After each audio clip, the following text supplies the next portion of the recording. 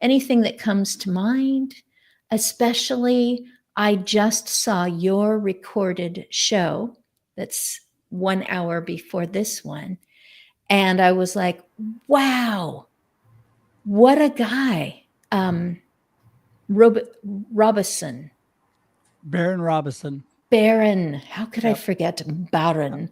Yep. But Robison. And wow, to find out, I didn't know this. I mean, if Scott knew, well, obviously Scott knew because it was pre recorded. So you can start anywhere talking about yourself, but I definitely posted that one out as well because there's something coming up in February, which is fantastic. Yeah, they're such a blessing. Well, my name is Russ Yeah. Hedge, and I am an inspiration specialist, inspirational speaker, marketing coach, and I love to do live streaming, do a lot of it, and do a lot of it with Scott, Christine's husband, and been friends, amazing friends for years. And so, yes, it is true that we graduated from Oregon State, the same ceremony, had no idea who each other were because it was such a big Oregon State University, a big college. Didn't know each other, but became great friends later in life through business. So I just love people. I'm all about inspiring and encouraging people. My wire purpose is to inspire and encourage all of you to live a purpose-driven life of significance. I'm all about significance, not success, because I think significance is really where it's at, making a difference in people's lives. And when this all comes back to what I'm currently going through and what I've been through, I'm really focusing in on my inspirational speaking to groups about cancer, about Alzheimer's and dementia, because that's been a lot of my life in the last, 7 years. Went through cancer and dementia with my dad, passed away. My mama had Alzheimer's for several years. I think altogether, probably 6 years, maybe seven total from diagnosis. And she was the happiest person alive. We have hashtag happy moments with mama videos to this day that inspire people that I use because she was so happy. And we used to do lapping and laughing and talking and singing and just having a great time. And we'd record it and she loved it. It was so much fun. Then actually right after mama passed away on my dad's birthday in July, that same month, I was diagnosed with metastatic melanoma that traveled from my foot to my groin. After a couple years of that, or about a year and a half, they thought they got it all, 2 surgeries and 2 treatment cycles later. And then about a little bit less than a year later, on my just checkup, went in for my PET scan. They found something they didn't like. They did a biopsy, found more cancer in my groin, but they also found that it had moved to my lungs and my brain. So they're doing immunotherapy again and radiation and going in for those treatments every 4 weeks. But at this point, waiting for my results here on December 5th. My beautiful wife's and my anniversary, expecting good news, but we'll find out where things are at. So that is me in a nutshell. And I can talk more about February later. You have been allowing thousands of people to take each of these steps with you. We've even seen the mask that they made of your face to For the radiation. Yeah. it must be to help them aim. I think so. It's to trap my face into one spot. I think kind of looked like Oh, a okay. Jason mask. Kind of looked like a Jason mask. It was kind of the radiation thing is kind of a surreal process, but it's not painful. But it's just very weird, and it's strange talking to my. I have 3 teams of oncologists, and my radiation oncology team showed me the tumor in my brain and what it looked like and what they were going to do, and very strange process. But yeah, I'm praying that it all. I one thing I did not mention is that I serve a big God and I am trusting God every step of the way through this process and believing and keeping a good perspective on where things are going. I'm living my life. I'm not sitting around ready to die. I do sleep a lot in the afternoons because it does very wear on my body. And I can only keep up this kind of energy in the morning first thing. But no, I'm just, expecting good things and just trying to take care of myself. Are you flying solo from Salem to Portland? It's just an hour drive, but are you doing solo or do you have a wingman, wingwoman this time? Today I am traveling solo because it's just a meeting. They're not doing anything to me. We're just talking. Mm. Anytime I have treatment, I always have somebody take me just to make sure all is good. That I have a ride home. So Yeah. yeah, but lots of traveling to Portland, which is just short of an hour both ways. So each way, and so get to go up there to OHSU quite a bit. But yeah, no, I mean I have amazing doctors that take care of me. I'm very blessed. I honestly, you probably make a difference in their lives because they see you coming and they're like, "Oh, there's that guy. I wonder what he's going to tell us about today." And I'm grateful that you let us know when to pray, what to pray about, and and give us a chance to try to send you love with emojis, and and you're used to developing relationships Yeah. through Well, screens, through alphabet letters with spaces in right. between and little pictures, and you're like reaching out to hug a person that you've never been in the same airspace before because, oh, there's the one who always sends me stars. And it's I guess I just understand my husband a lot better now because I've entered into your world. Well, So, I want to yeah, tell you real quickly that yeah. today, what a blessing, first of all. Sarah, Dara, and Ann, it's so great to meet you. First time. I love meeting new people. So I would love to connect with all of you individually. I'm just that kind of guy.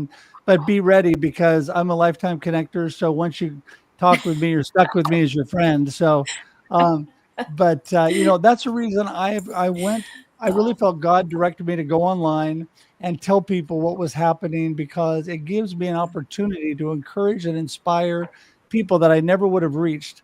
Thousands of people around the world I have been able to touch and to be able to encourage and inspire. And that is what I'm all about. So that is a true blessing. And I'm just so thankful to be able to do that, Christine. Woo. You know what, Sarah? Um, just a few moments ago, he was talking about, laughter and fun and reaching out and, and saying, meanwhile, I'm going to go. I mean, he has traveled. Russ, you are open to being a speaker, and you have traveled to New York Mhm. to talk with people on perspectives on cancer. Right. That's, I guess I would say, run by Tim. It's Sohn, but Yes.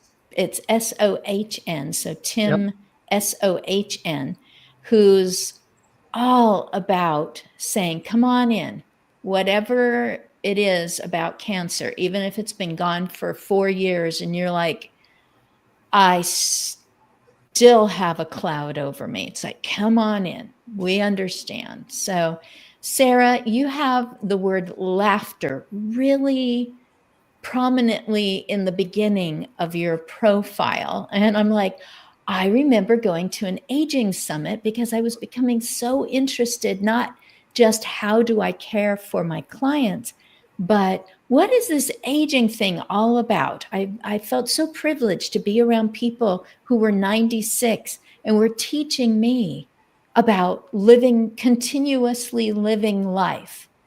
And I went to an aging summit and they said, and now we're going to have our next guest speak, and make sure that you feel really comfortable and you've loosened your belts and everything, because we are going to participate in laughter therapy. And I'm like, what? So I don't know if that relates to you, but the word laughter is part of your profile. And Yeah. that doesn't happen everywhere. People say inspiring, and I'm the whatever resume whisperer and all this, but laughter, leadership, and leading laughing. So Sarah, please, and you know how Americans are. We're like, just say words. We just want to listen to how you talk. Just tell us anything. Read the phone book. Oh, lovely. Well, lovely introduction. Well, yeah, laughter is something I'm really interested in, and but I'm by far not a master. I've connected with lots of masters, and in fact, Dr. Madan Kataria, who was the founder of Laughter Yoga, has just become our patron for our charity, the Healing Hub. So we were seriously honoured with that. Yeah, amazing. And there are some really serious master laughter leaders and teachers out there, and I'm just on beginning my journey, but I'm talking about it a lot. and we use it a lot in what we do. So yeah, it just sort of helps connect people. If you're having a difficult time, it's a useful tool that you can do in the shower. No one has to see you. So the great thing about laughter is that your body doesn't know the difference between spontaneous laughter or simulated laughter. You still produce the same feel good hormones, and it's great for well, how you feel when you've had a really good laugh. Well, if you make yourself laugh, even in the tough times, honestly, you feel a lot better. We're doing a laughter awareness campaign for a year at the moment, and I'm only on day 82, so I've got a long way to go. So every day I'm posting on LinkedIn about something to do with laughter, and now it's really interesting because wherever I go, people talk to me about laughing, and my background is as a nurse, so and our businesses and charity are related with healthcare and mental health. So we came to laughter as one of our, a modality for enabling people to stay positive and through challenges in life, because, as we've just heard, there are many challenges. And I just love the fact, Russ, that you talked about your mum and recording laughter, and that's just so special. And so it's really that. And within our charity, we provide meeting places for people, so in the community. So it kind of bridges that gap between when people are fully active and have a big social life, and people before they get to a point where they need healthcare. So it's kind of there's a forgotten gap there. We have felt, certainly in the UK, and reading some of the work that you guys have been doing on caregiving, it seems as though that might be similar over in the US. So we provide meeting places in community buildings and warm hubs for people who are financially challenged, befriending calls, and laughter. So that's kind of what we do. We have a home care business as well. So for those people who are requiring care in a certain area. And the other side is that we provide wellbeing supervision outsourcing for healthcare workers. So for people who are actually providing the care, because obviously they need to be happy and well in order to make a difference. So that's where laughter fits into our thing. But for myself, I came to laughter after some difficult personal challenges. My mum died, and so on. So it was lockdown, and everybody was going through stuff, and having had mental health kind of challenges in my life, I thought, right, I need to find something that's going to keep me on the straight and narrow. And I came across laughter yoga in lockdown, and I'd gone back to working in the NHS to support the front line with COVID at that time.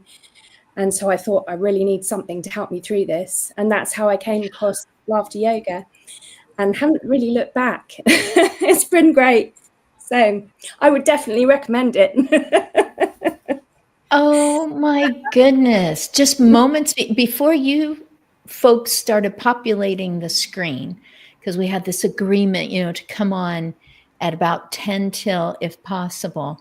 And so I popped in like 20 till, because sometimes I've been the one who's still chewing food and I go, oh, I'll go, oh my goodness, my guests are here. And there is something that my husband did with me as I was trying to become brave about, speaking boldly into microphones and being seen on camera. And I said, take a video of me and I'm going to cut 3 ribbons, because my 3 colors are gray, red, and magenta. Reasons behind that. I'm going to cut 3 crepe streamers and welcome people to the Aging Better Network. And he found this music where there's this flute that does this trilling, and it sounds like, some cartoon characters skipping by with all these do do do do do do do do kind of things, because I'm standing there in my reddest coat possible. Santa Claus would do better to, and a magenta hat that looks like something from the Rat Pack. And I'm holding balloons behind my back, so they're like clunking me in the head. And he plays this little sound. I don't have to see it.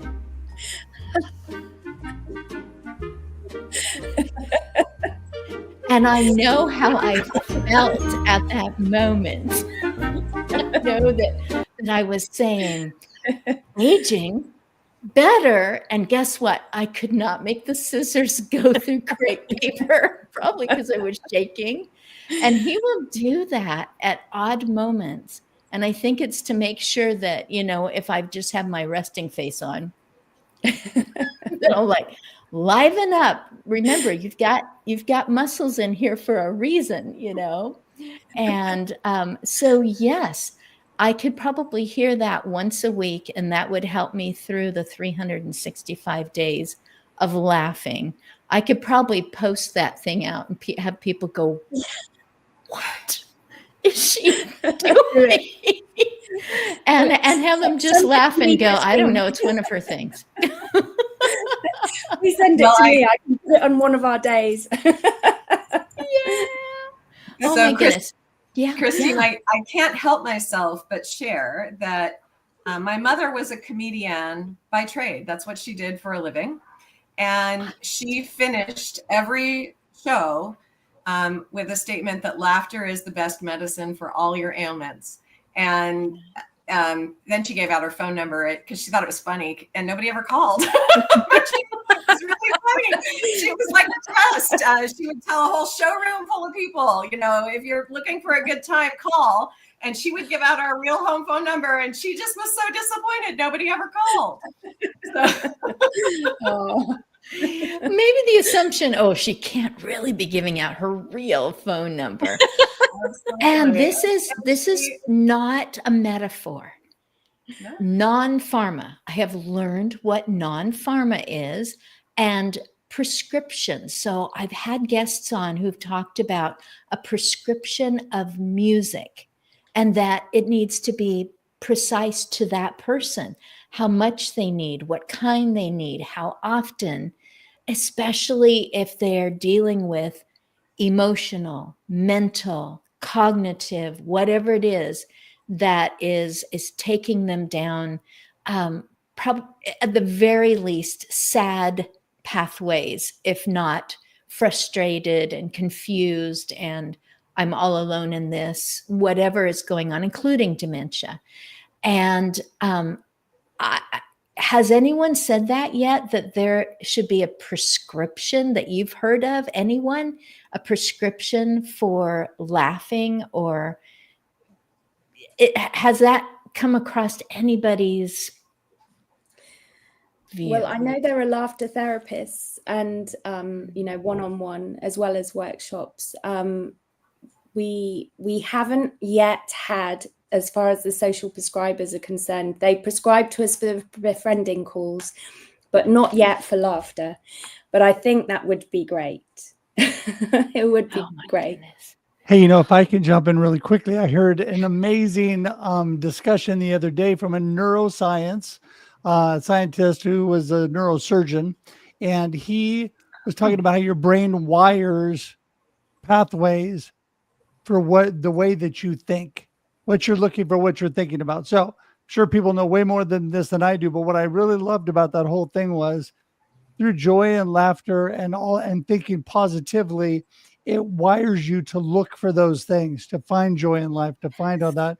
So and this is a scientific medical fact, they say, that it does that for your body and your brain. And so it can be nothing but a good thing to laugh and to have joy. And Sarah, I've been blessed. Pete Can, the laughter man, a friend of mine from England, is one that taught me about laughter therapy. And I use it in all of my inspirational speeches right off the bat. And Wow. everybody's laughing. Everybody feels great. And it's all uphill from there. Everything is great. From that point on, you're just going, woo, everybody's happy. And no matter what I say. So I tell you, it makes a big difference.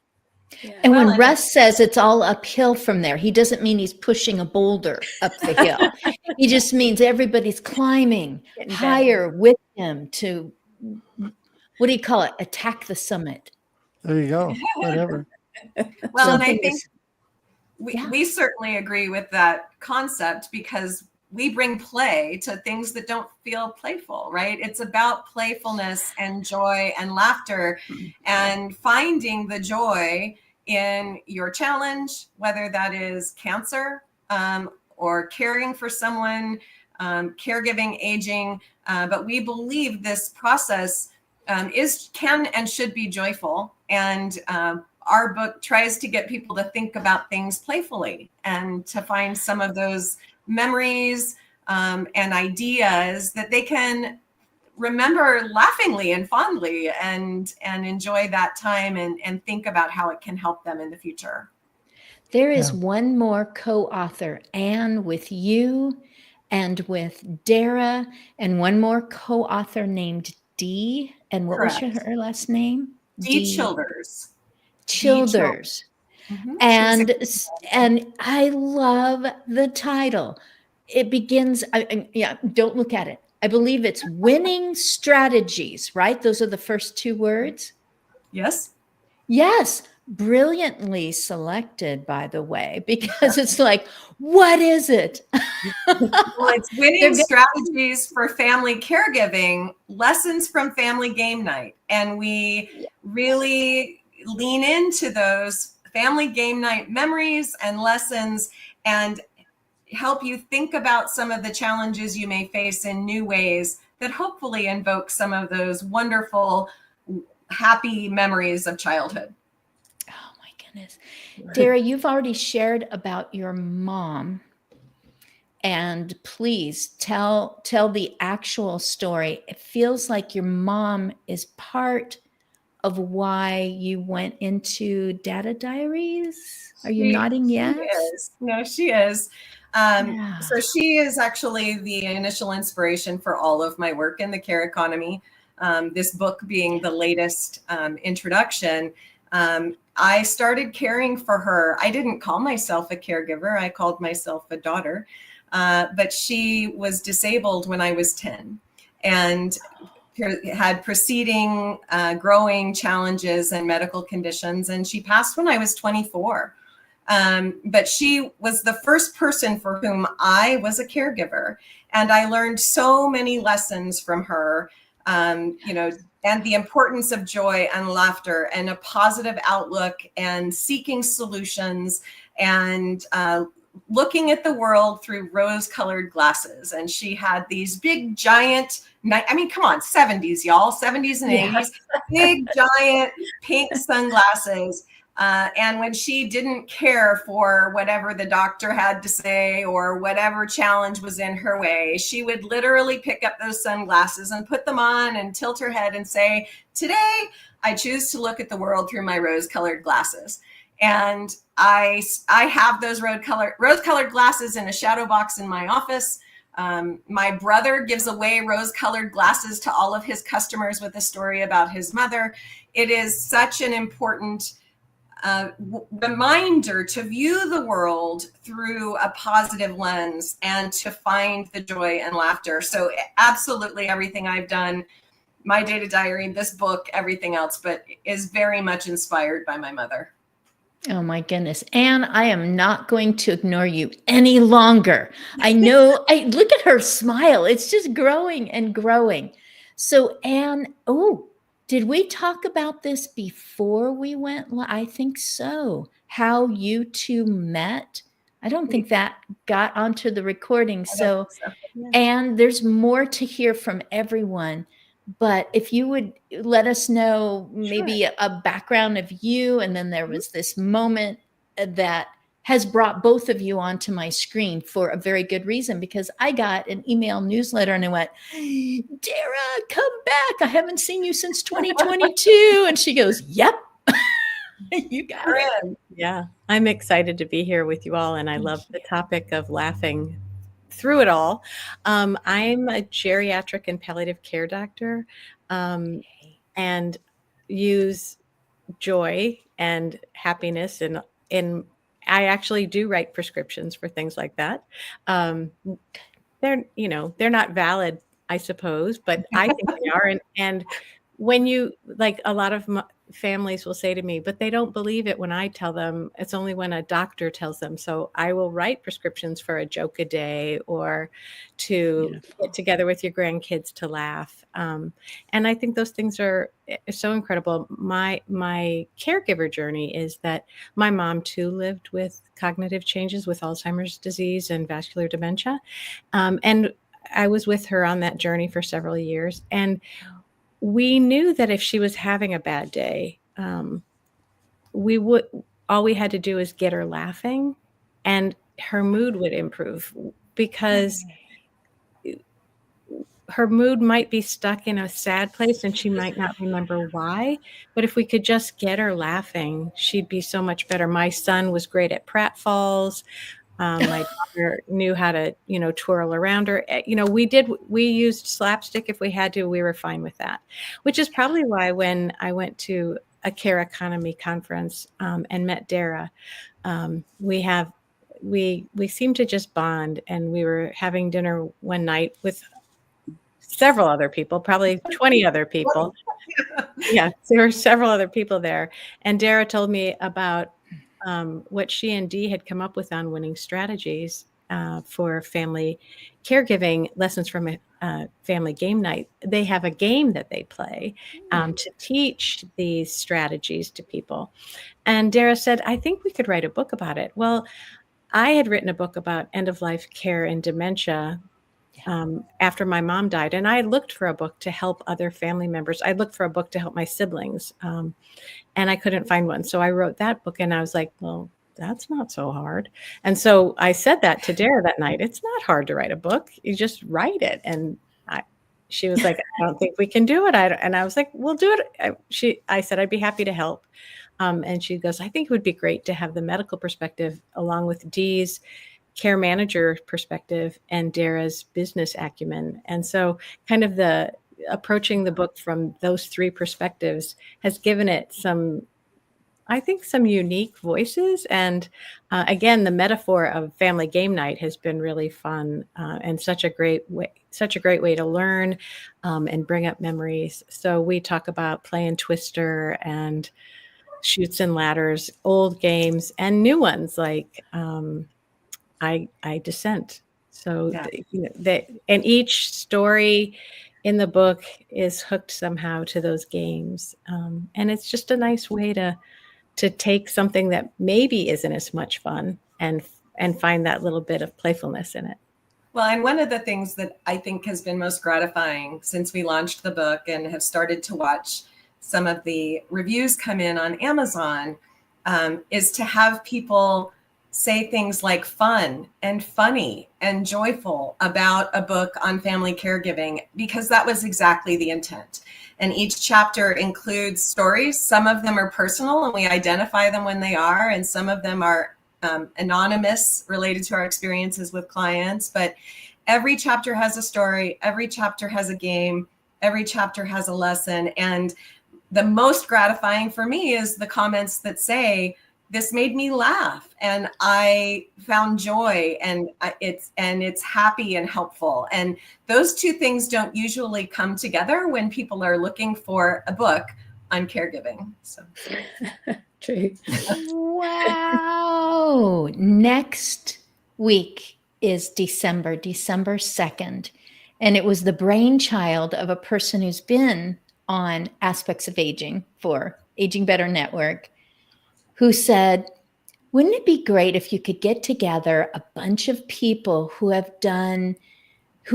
taken something about aging and put it into something that's entertaining or artistic? And so I said, so creatives. And we have coming a gentleman who's been a playwright for years, received his dementia diagnosis and wrote a play about it. And he uses his script and goes through the play on stage, all very intentionally. And then people who have either done not a TEDx, but a TED Talk. In fact, he's done 2 on aging. A person who, I never say the title right, it's just going to blurt out, but she does Granny's Got a Podcast. And then other people who have brought, they call it art against ageism. So seeing the beauty in what some people go, oh, I need to make sure people can't tell how old I am, and just seeing the beauty and bringing that out. And then, just several others have all come just because the one gal goes, could you get this person, try that one, see if that person will come in? And I'm just going, and they've won awards, or they've been, you've been nominated. They've been nominated for awards, or they've won awards. And I'm like, so a subject that was usually like how to avoid talking about aging, or how to, not think about it until I'm old, then I'll think about it, or whatever it is, or dementia itself, this movies about it. I'm just going, I think I'm going to sit here and eat popcorn while you all just go at it. So Right. Another positive upswing. Russ, you've said it. All of you have talked about prescriptions for laughing, whether valid or not, who knows? Maybe someone's going to keep one of those written prescriptions and end up putting that in a shadow box, just like those pink glasses, and go, see, we knew this person who was groundbreaking in, saying there really is an amount of laughing, or a kind of laughing. And I couldn't help it, Russ, when you put into the comments, I love to laugh, I hear the Mary Poppins song. Does anyone know the name of that actor who? I mean, with Dick Van Dyke? And yeah. But It was he her and didn't. Dick Van Dyke. And then there was the older gentleman who had They that floated. contagious laugh. Yeah. Yeah, in the bank. What's his name? Win Ed something. Wynn. Thank you. You know who that is. It says Aging Better Network, and that's where you can find replays of exactly what's going on here. You can also see my books. I have 2 of them. This is about the amount of time I'm going to say. Just go to Aging Better Network, and you're going to find the books that I wrote. And I have no trouble writing, but the idea of publishing was pretty horrifying. So got to get over that. Anyway, that makes me, in fact, I think I know I have a link to my YouTube channel, and I bet you the one that makes me laugh is there as well. But the whole idea was that they were floating up. And when he thought sad thoughts, they were coming down and their faces came down and the sound of their voices came down. And you're absolutely right, all of you, because I went to a quick little seminar. I don't know what to call it. I Zoomed with a person who leads you through thinking differently and said, I'm going to give you a few seconds to look at a picture, find everything that's yellow, and then remember it for afterwards. The picture comes, the picture goes, and the person never mentions yellow again and says, can you name anything there that was red? And I was like, nothing. I don't even remember yellow apples in a bowl of red apples or anything, because I concentrated so hard on what I thought I was supposed to focus on. And I'm just like, nothing. And it was like, that relates to when you are going into a situation, assuming this is going to be bad, then that is what you're going to see. And people used to laugh and say, why do you like to go to the Oregon coast? It's always windy and rainy and the weather changes. We always came back, Russ, we always came back going, it was amazing. The waves were huge. The kites were beautiful. We found this restaurant with windows so we could look out over the Oregon coast. People are like, does it always sunshine and be perfect when you're there? And it's like, no, we don't go looking for perfect weather.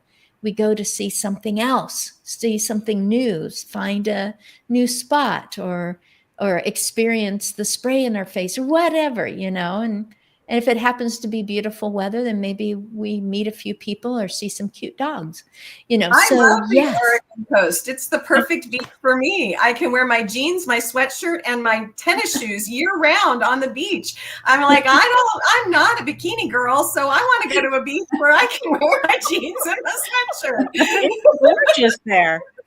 I mean, there's science for why we look for the negative as mammals, because that's a survival technique. But we can prime ourselves to look for the positive. And when we do, and that's the beauty of being human. We don't have to only look for the negative, because most of us are doing pretty well, and survival is not that big a deal anymore for most of us. And, I know that that's not true for everyone, but those of people watching this most likely are doing okay. And so we can prime ourselves to look for the positive. And when we do, the rest of our lives will go much more easily. And that has been shown scientifically, that if you're looking for the positive, tasks happen with more ease. And so, but you have to prime yourself. You have to look for it a little bit. I mean, that's why we're all here, to remind everybody else. If you look for that positive, life will go more smoothly after that. It will. And you know what? Yeah, my doctor said the number one thing going for me, positive attitude. I mean, people, when they walk into the room and they say, I'm sorry, you have stage 4 cancer, and it's from your foot to your brain, people, that's quite a shock. So then you have to make a choice. Where are you going from there? I've always been ready through this whole journey.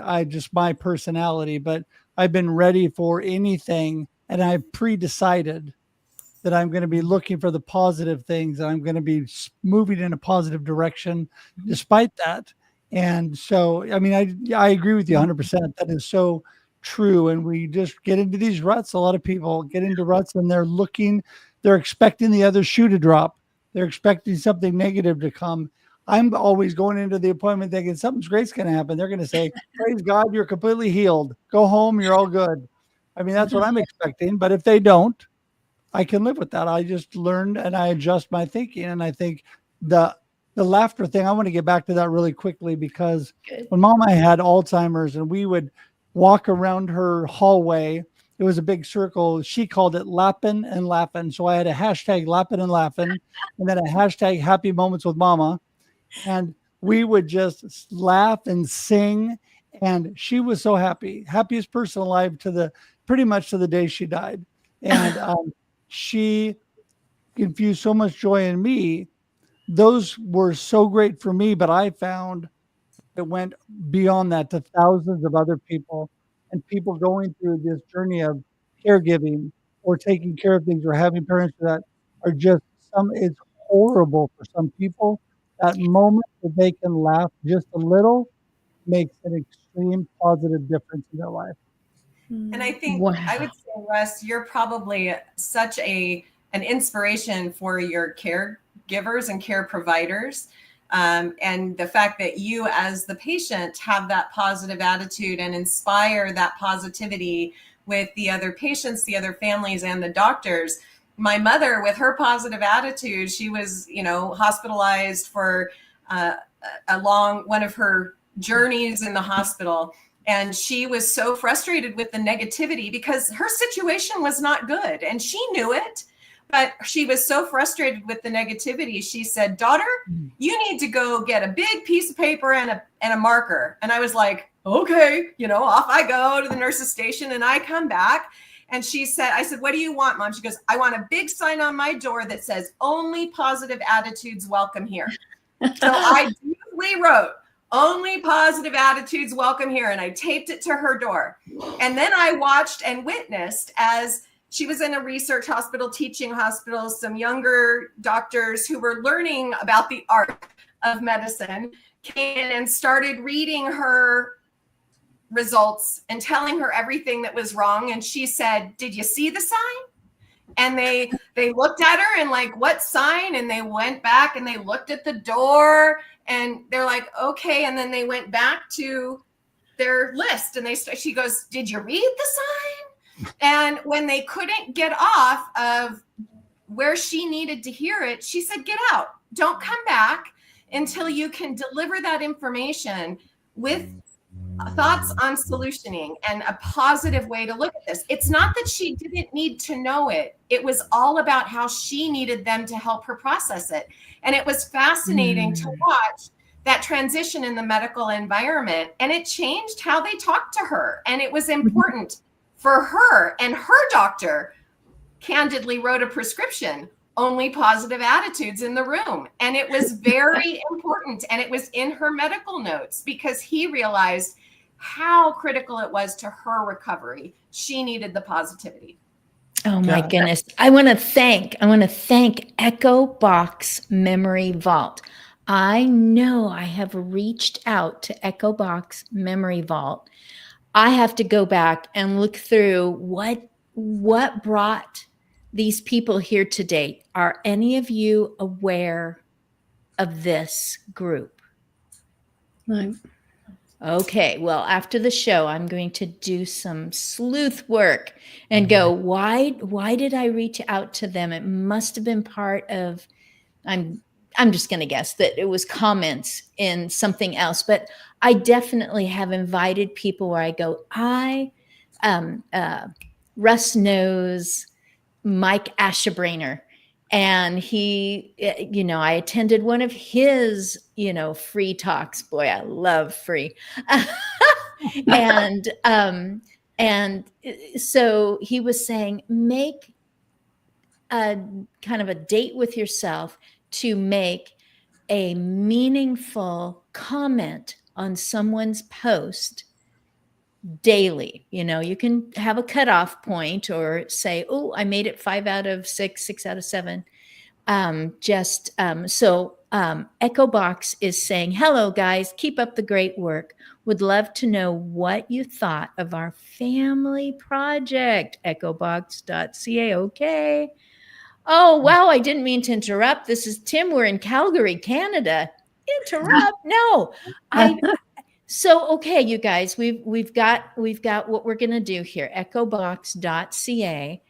And yay, I think you are probably another prescription writer for positive and what did you living. say, Dara? Come in with a solution, something, Solution come in. mindset. Yes, yeah, you You know- know, come in from the thing of we have solutions for what we're about to tell you. Now, the solutions, you've got several to choose from, you know, like come at me with this commercial that makes me go, yes, I want to buy this product, rather than it's bad news, folks. Your dishes are still greasy. Hey, Christine, if I could comment on Dara's thing, because I have to jump here in just about a Yes, minute. you do. But I wanted to say, Dara, I love what you said. And I'll tell you an example of going to OHSU, which is also a teaching hospital. My main treatment oncologist came in to me to tell me that I had diabetes because of the treatment that they had given me. And I right off the bat thought, well, I mean, I knew a bunch of things could happen. I mean, you sign off for pretty much everything up to death when you go in for those things. And so I'm like, okay, so how we're going to deal with this? And I said to her, I said, well, how many people going through my treatment contract type 1 diabetes from this? And she goes, you are the less than 1% that gets diabetes. And I said to her, you know, I said, I've always wanted to be part of the 1%. But that was not the 1% I was going for. And she just burst out laughing. And you know what? I told her, listen, it's not your fault. My body just didn't react well to this. That's the way it goes. We're going to move on and do something else. Right. And so my it's all mother good. would have said, I just defied the odds. I intend to do it again. Right. There you And go. so I think it's that same, where is the rose colored glasses, glass half full in that? I love that. I love that. Yep.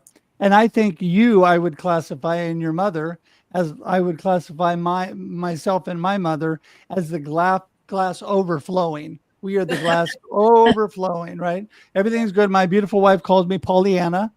And so, you know, it's just all how you look at stuff. So I bet every one of us has been called Pollyanna on this podcast. although I'm probably the only guy that's been called Pollyanna, but that's all right. But, anyway, Polly works on the East Coast. Hey, Polly. There you go. Hey, blessings what to a you. blessing you guys are. Thriving, clear-headedness. I'm so glad you got us all laughing. I'm glad we got to get you laughing. Thank you, Russ. Thank you for saying that you would come in. I'm blessed.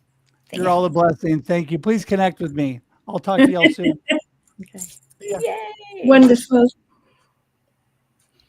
A person said, I don't want to say that I'm an expert in what it was. It was in my realm, you know, somewhere in the aging, longevity, caregiving area. I don't want to say that I'm an expert because I want to keep learning. So I only say that I specialize in, and that's part of Russ's thing, is that he's an inspiration specialist. And I don't know if that holds true with the dictionary or whatever, but boy, I'm glad that he popped in and that he could meet all three of you, and that all three of you could meet him. And this is part of life. There was a gal who runs it was in the UK, and she was in her car. It was dark, you know, I mean, it was this time of the evening, and she was fighting her way through traffic in whatever busy burg that she is in. And she says, I'm just having to deal with traffic, but I'll be on soon.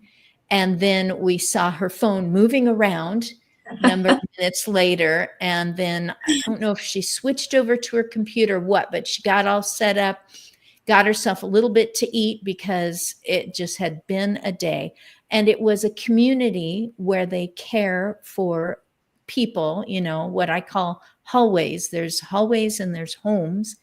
And then she came in, and I was so glad she had a little something to eat, because then she just went right into, this is what we did today to bring, you know, joy to our residents and to help families to know it's okay. You can come to this memory care. You can come to this place that you might feel like, oh boy, I just don't know what to say anymore. They're either upset at me or they don't remember me or what. And it's like, nope, just come in and party with us. And, and she was just went on to tell all these things they had done. And I was so glad that it was live. It was like, this is real life. This is a person managing a situation that is home for a lot of people and home away from home for loved ones who visit often.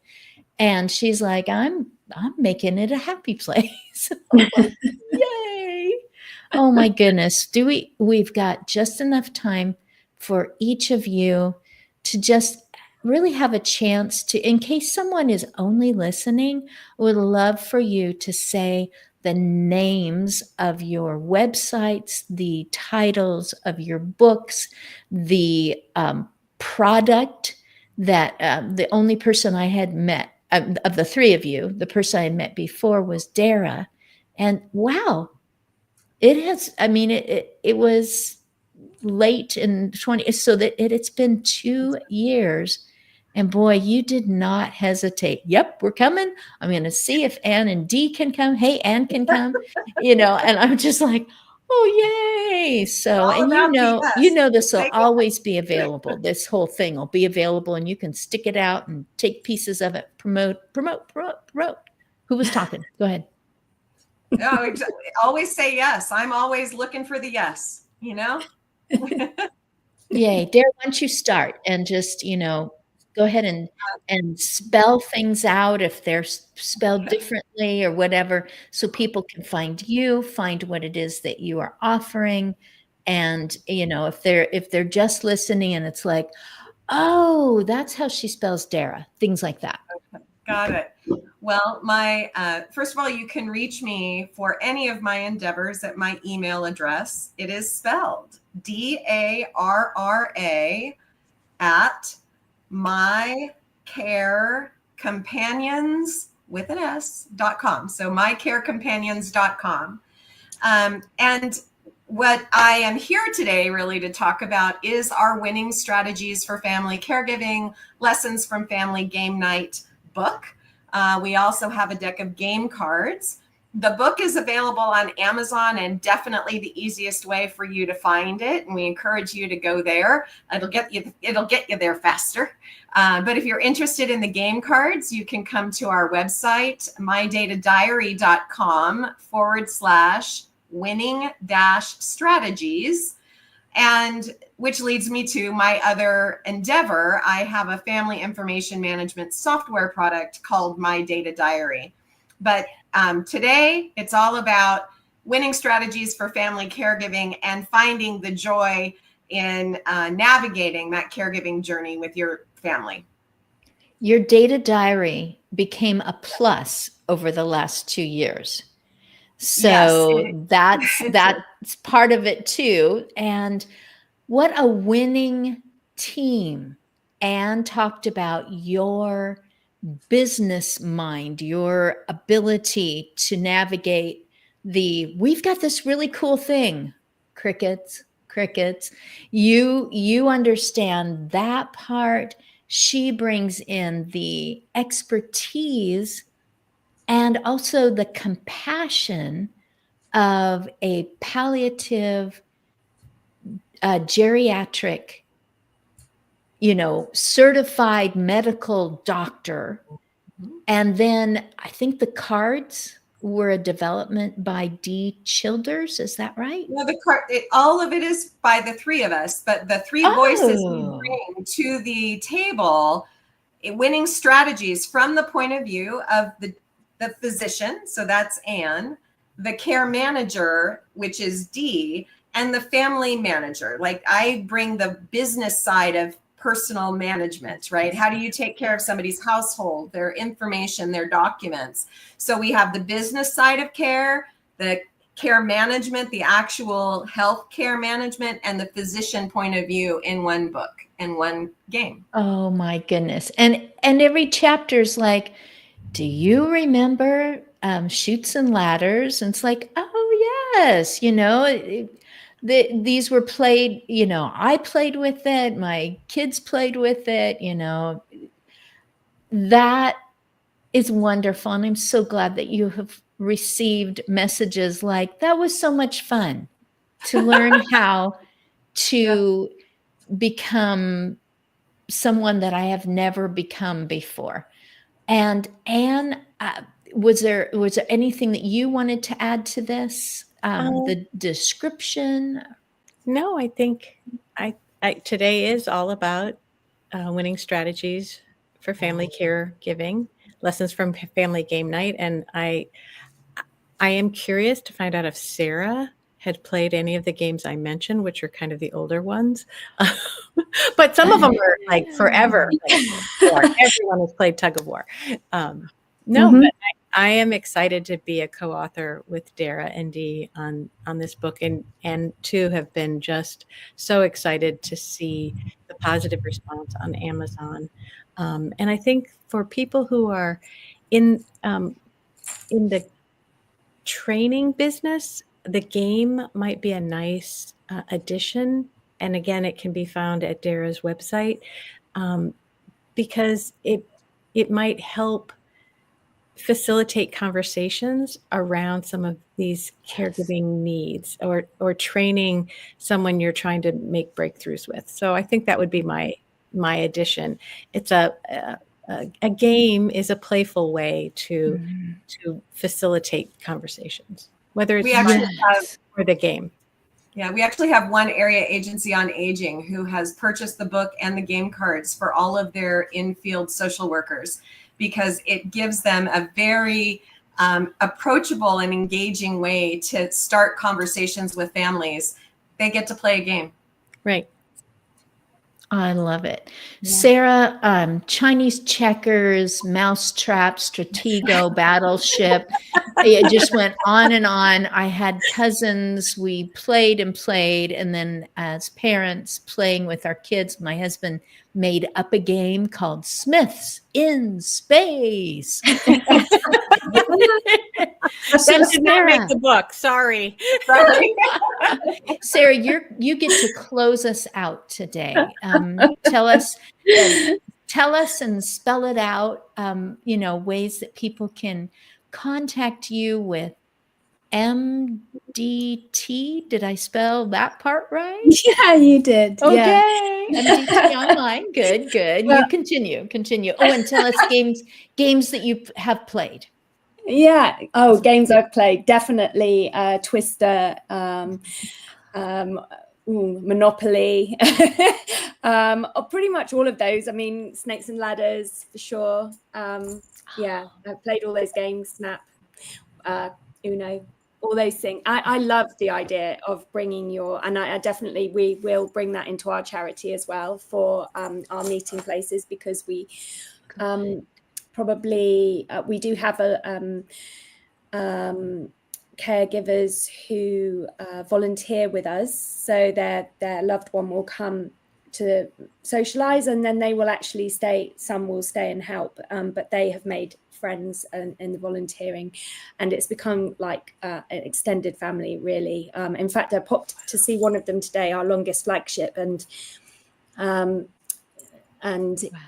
they were just leaving, and one of the chaps, Steve, said, it is my family coming here. And so I think that actually and we do games are a big part of it. Games, singing, laughter, so eating. So all the stuff that you love. Yeah. So yes, I think I will definitely. I'd looked at it before this, and certainly we will bring that. And it's been really inspirational talking with you guys and listening to what you've done. Brilliant. Well, so MDT is sort of our healthcare side of it, which is providing outsourced supervision. So it's a virtual platform providing support for healthcare workers. But the charity where we do all the laughing is the Healing Hubs, and our big campaign at the moment is about raising awareness of laughter.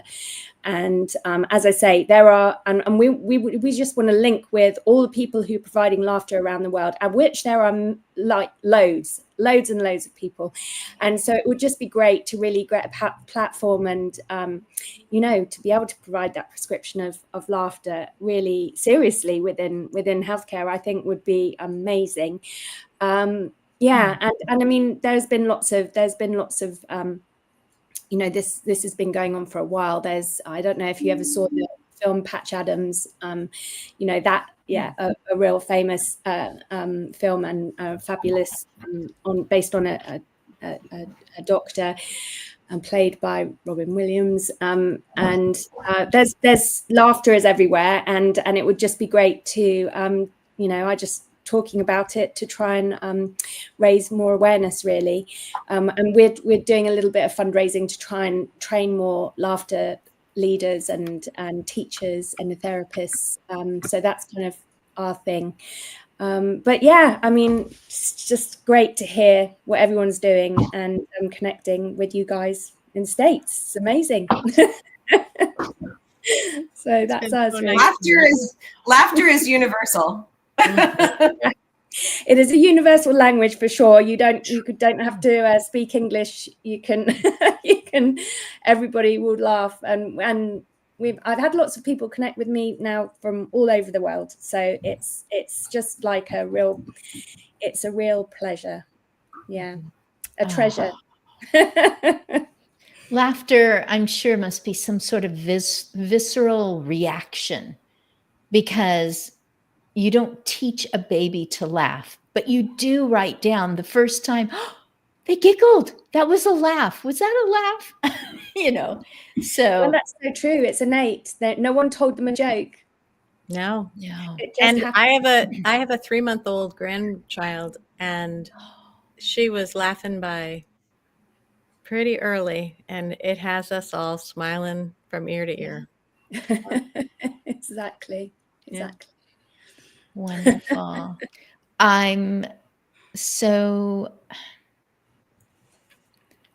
this is, I don't know, I definitely have more helium in my balloon, because you all came today, and Russ definitely left for his next appointment with, whew, you know, wind beneath his wings, because he's always positive. But I know perfectly well that everyone who's a human being has those moments where they're just like, I cannot fight my way out of a wet paper bag today. I don't have it in me. And one day his wife said to him, honey, you're just befuddled.